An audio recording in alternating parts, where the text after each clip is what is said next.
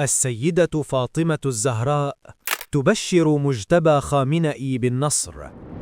اصمد يا بني ولا تخف أو تنكسر، واثبت فالتراجع ضياع. أبناء الحسين لا يستسلمون، إذا صمت فأنت منتصر، وإن سقطت شهيدا فأنت منتصر. رؤيا عظمى للمرشد الإيراني نكشفها في التقرير التالي. كشفت وسائل إعلام إيرانية عن رؤيا غير عادية جاءت من السيدة فاطمة الزهراء إلى المرشد الأعلى مجتبى خامنئي.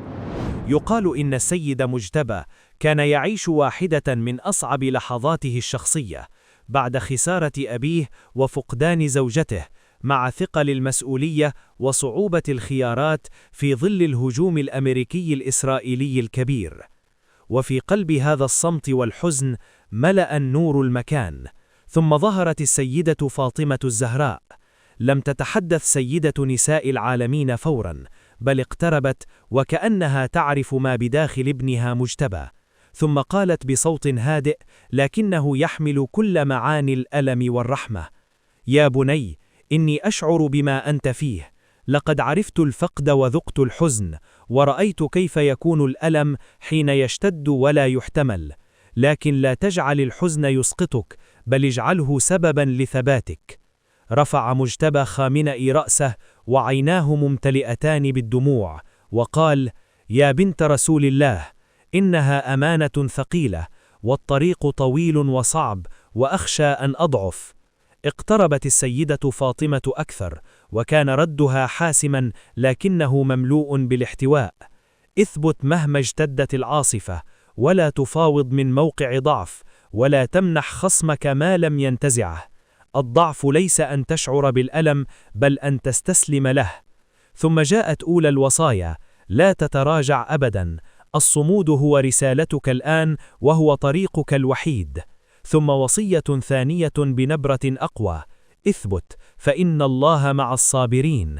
ثم سكتت لحظة قبل أن تقول: وإياك واليأس، فإن اليأس طريق من لا يرى نور الله. قال مجتبى بصوت متردد: ولكن الضغوط تزداد، وفي رقبتي مصير الملايين.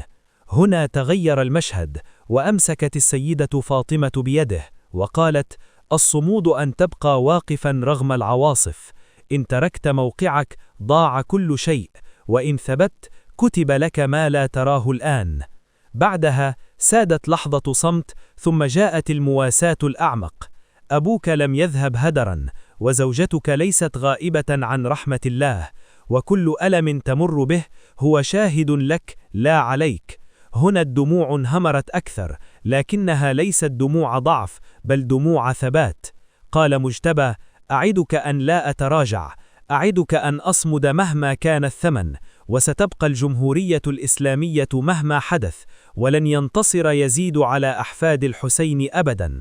وجاء الرد الأخير من السيدة فاطمة بصوت هادئ لكنه يحمل يقينا كاملا: في صمودك بقاء، وفي ثباتك نصر، وفي يقينك فرج قريب. وفي تلك اللحظة اختفى النور وعاد الصمت، لكن شيئا تغير.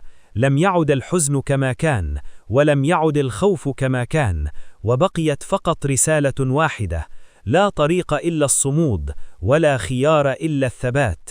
سلام عليك يا بنت رسول الله، سلام عليك يا أم الحسن والحسين.